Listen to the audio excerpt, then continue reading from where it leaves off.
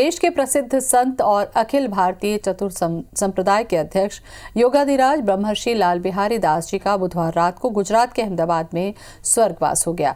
वो अपने भक्तों के बीच बर्फानी दादा के नाम से जाने जाते थे। छत्तीसगढ़ के राजनांदगांव के पाताल भैरवी शक्तिपीठ के प्रमुख माने जाने वाले बर्फानी दादा के निधन की खबर आने के बाद से ही गुरु परिवार और भक्तों में शोक का माहौल है। निधन की खबर मिलने के बाद बर्फानी सेवाश्रम समिति के अध्यक्ष राजेश मारू सहित आश्रम के सदस्य मेहंदीपुर बालाजी के लिए रवाना हो गए। संत समाज के निर्णय के अनुसार बर्फानी दादा का अंतिम संस्कार कल 25 दिसंबर को दोपहर 2 बजे राजस्थान के मेहंदीपुर बालाजी में किया जाएगा।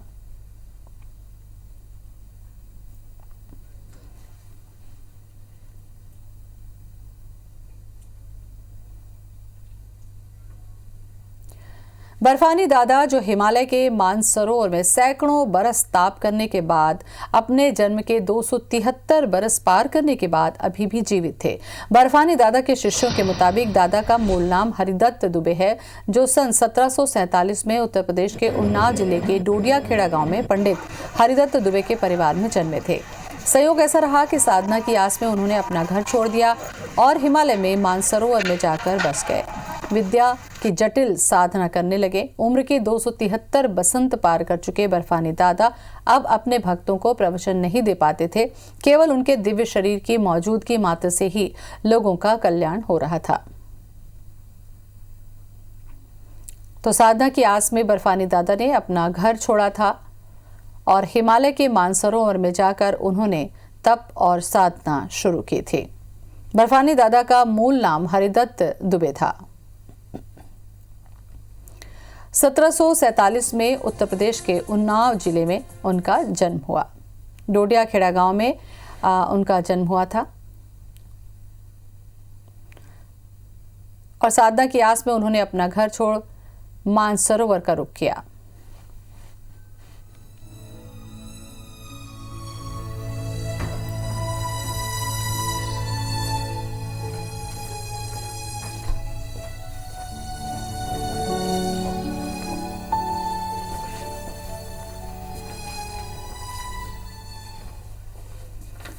शेख 1011 योगाधिराज बर्फानी दादा का जीवन और व्यक्तित्व हजारों लोगों के लिए प्रेरणा और संबल का स्रोत बन गया। वो अपने भक्तों के बीच बर्फानी दादा के नाम से जाने जाते थे।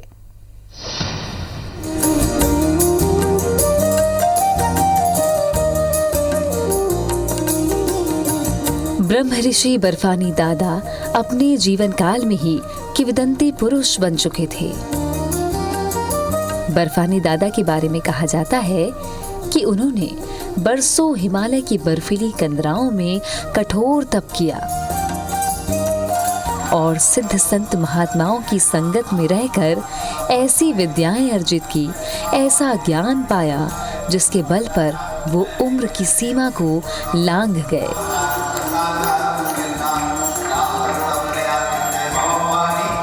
बर्फानी दादा आमतौर पर मौन ही रहते थे, लेकिन वो जब भी बोलते थे, जो भी बोलते थे, वो ब्रह्म वाक्य की तरह होता था।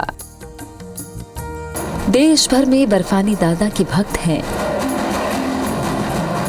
लेकिन दादा कहीं एक जगह पर नहीं टिकते थे।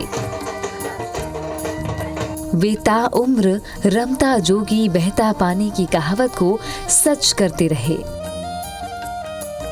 बर्फानी दादा कब कहां दिख जाते, कब कहां पहुंच जाते, कोई कह नहीं सकता था। लेकिन वो जहां भी जाते, जो भी करते, वो सब मानव कल्याण के लिए ही होता था। उनके कार्य जगत कल्याण के लिए ही होते थे।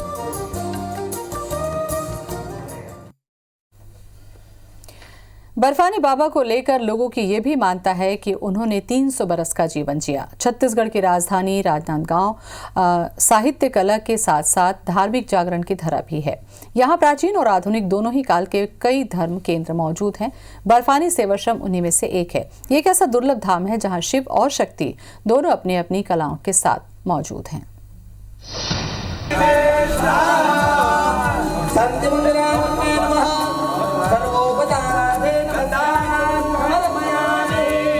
बोलिए परम पूज्य सद्गुरुदेव ब्रह्मर्षि बर्फानी दादा जी महाराज की अलौकिक धाम है।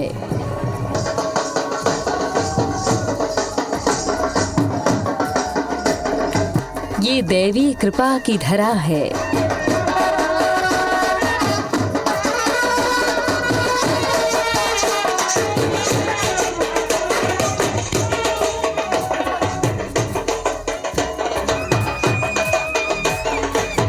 ये है राजनांदगांव का बर्फानी आश्रम।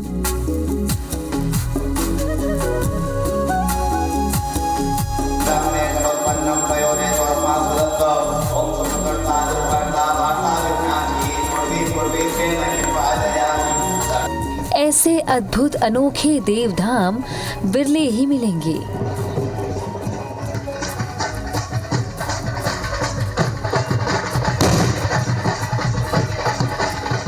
जहां शिव और शक्ति दोनों ही अपने सारे रूपों के साथ मौजूद हों।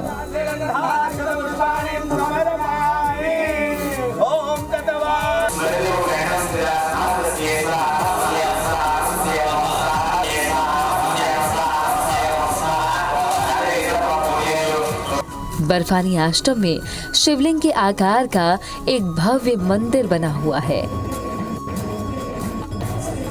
इसके 3 हिस्सों में 3 लोकों का सृजन किया गया है। इसके पाताल लोक यानी बेसमेंट में देवी पाताल भैरवी की विशाल मूर्ति की स्थापना की गई है।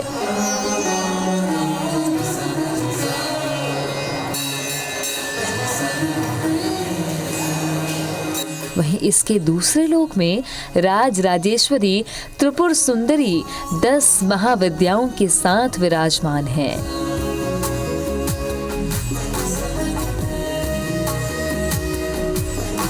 जबकि इसके तीसरे लोक में भगवान शिव अपने रौद्र रूप में 12 ज्योतिर्लिंगों के साथ स्थापित हैं।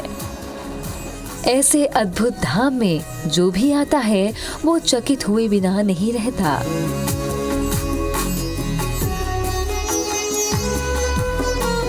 वहीं लोग इस अलौकिक धाम को साकार करने वाले सिद्ध पुरुष बर्फानी दादा की भी दिल खोलकर प्रशंसा करते हैं। ये देवधाम मां पाताल भैरवी मंदिर के रूप में प्रसिद्ध है। राजनांदगांव के अलावा अमरकंटक, खैरागढ़ और इंदौर में भी बर्फानी दादा का आश्रम मौजूद है।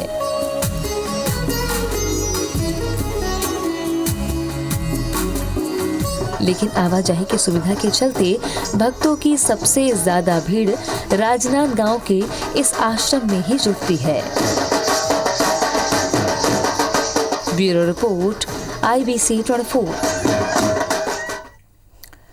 तो 2 अलग अलग जगह से इस वक्त हमारे साथ हमारे संवाददाता जुड़ रहे हैं। इंदौर बर्फानी धाम से दीपक यादव हमारे साथ में होंगे और बर्फानी आश्रम राजनांदगांव से आलोक शर्मा हमारे साथ में जुड़ रहे हैं। सबसे पहले रुक करेंगे इंदौर। दीपक, आपसे मैं जानना चाहूँगी कितनी मान्यता थी बर्फानी दादा की यहाँ पर और किस तरीके के आयोजन यहाँ पर होते रहे?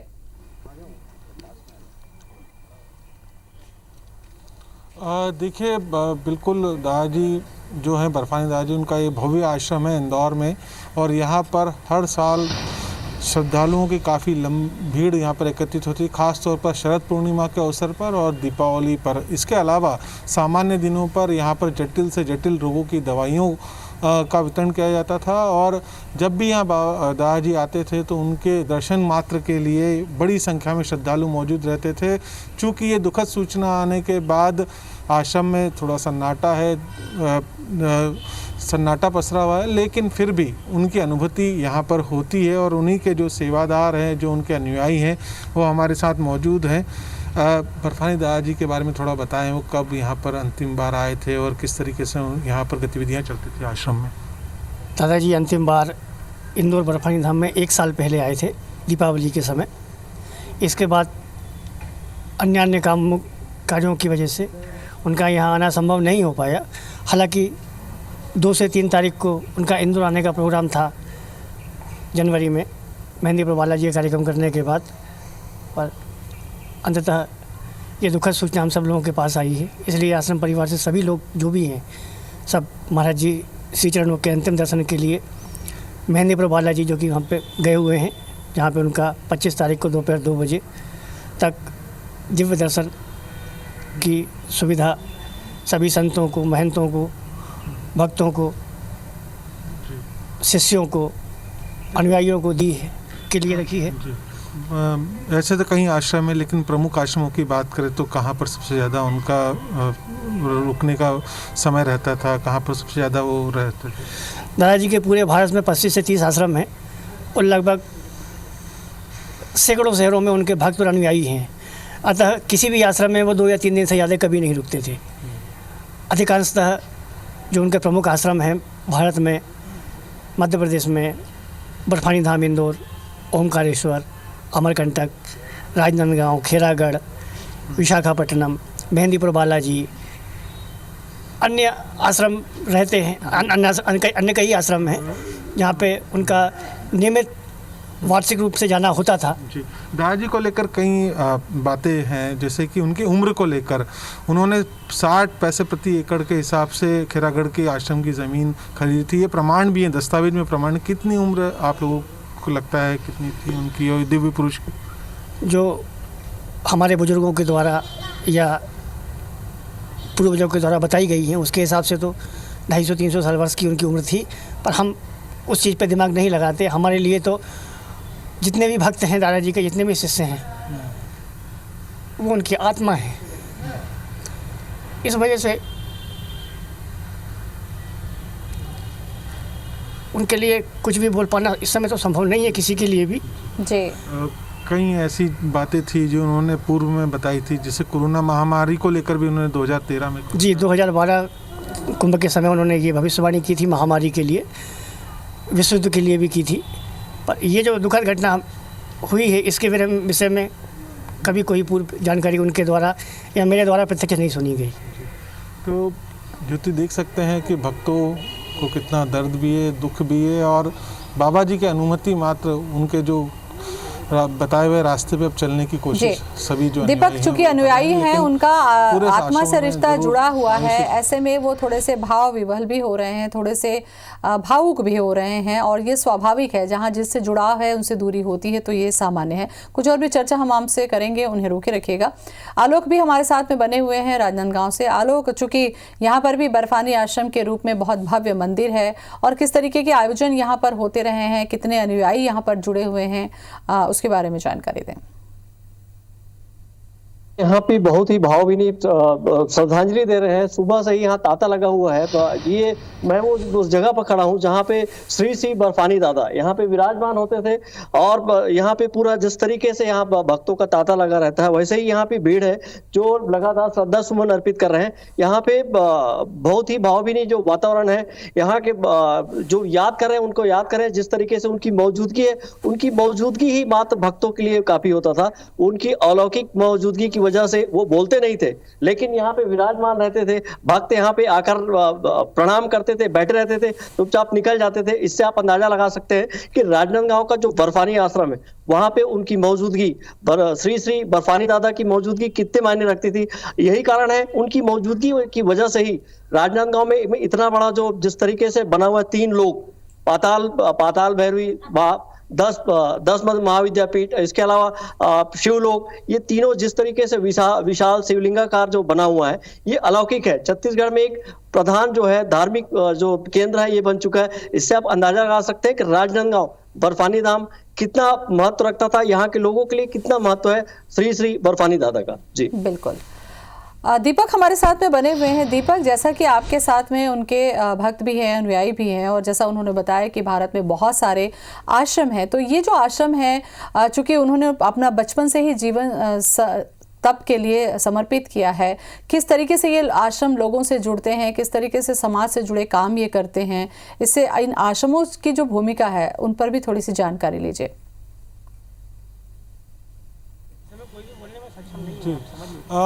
बिल्कुल ज्योति, जो है आश्रमों की बड़ी भूमिका रहती है, और ख़ास तौर पर भक्तों के कल्याण के लिए आश्रमों की बड़ी भूमिका रहती थी। क्योंकि इस आश्रम की हम बात करें तो काफ़ी भव्य आश्रम है, बड़ा आश्रम है। और आप जो भक्त हैं वो कैसे इस आश्रम से जुड़ते थे, किस तरह की उन्हें गतिविधियाँ संचालित होती थी? दादाजी का प्रेम, उनका जो स्नेह था, वही सभी भक्तों का और सभी शिष्यों का आकर्षण का केंद्र था। दादाजी स्वयं अपने आप में शक्तिपुंज हैं, तो उनके शक्तिपुंज उनकी कृपा प्राप्त करने के लिए जो भी आया है, एक समुद्र की तरह दादाजी ने सबको अंगीकार किया है, चाहे वो छोटा हो चाहे वो बड़ा हो। हमारे गुरु जी की सेवा प्राप्त करने के लिए, दादाजी के दर्शन करने के लिए कभी किसी को किसी VIP लाइन की आवश्यकता नहीं पड़ी, न वो कभी किसी के लिए दुर्लभ रहे। दादाजी का एक ये माना जाता है, आप उनके साथ में काफ़ी समय से रहे, उनके लिए भोजन व्यवस्था भी आप देखते थे? मैं तो भोजन व्यवस्था देखते थे, लेकिन हमारे से पहले जुड़े हुए ये थे, हमसे पहले, हम तो बहुत बाद में जुड़े हैं। हम तो देखिए क्या है, महाराज जी के पास आते जाते ऐसे रहते थे। ये तभी 6-7 साल से परमानेंट रहना शुरू किया दादाजी के पास में। औषधि को लेकर उनका काफ़ी बड़ा ज्ञान था। वो आयुर्वेदाचार्य, बहुत बड़े आयुर्वेदाचार्य थे,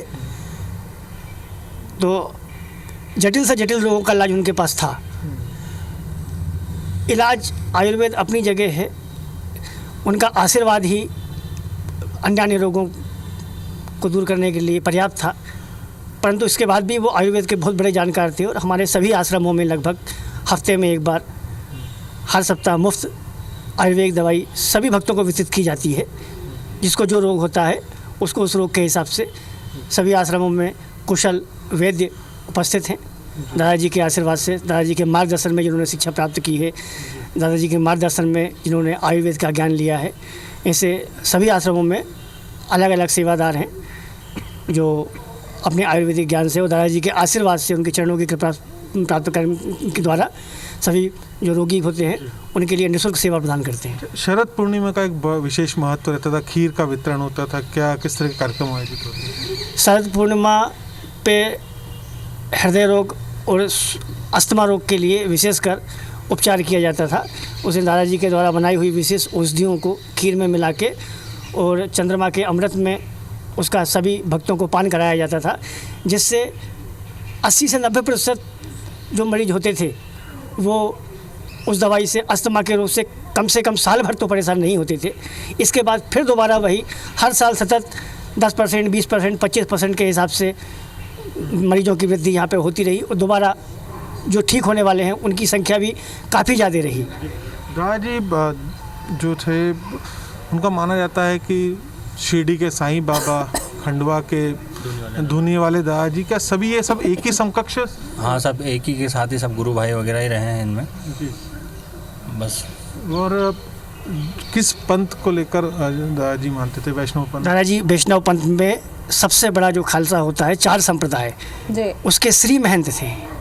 मतलब वैष्णव संप्रदाय का जो सिरमौर कहलाया जाता है, सबसे बड़ा पद होता है अखिलवाटी चतुर संप्रदाय के श्री महंत का, वो हमारे दादाजी के श्री चरणों में प्राप्त था। एक बात और थी कि उन्नाव में सोने निकलने की घटना हुई थी, उस विषय में हमारे दादाजी ने कोई बात नहीं करी, और जिस समय वो वाकया TV पे चल रहा था या न्यूज़ों में आया था, तो हमारे महाराज जी ने उससे साफ इनकार किया था कि ऐसा कुछ नहीं है। तो बिल्कुल ज्योति, सुन सकते हैं कि कितने उनके साथ के, जो उनके जीवन का काल रहा है, कितनी बड़ी बड़ी चीज़ें रही उनके साथ जुड़ी हुई, और उन्हीं की बातें यहाँ पर उनके सेवादार आश्रम के द्वारा बताया जा रहा था। बिल्कुल दीपक, और सही मायने में सच्चे संत थे, और संत का जो जीवन होता है वो समाज को सही दिशा देने के लिए होता है, जैसा कि बर्फानी दादा के लिए तमाम उनके अनुयायी बता रहे हैं।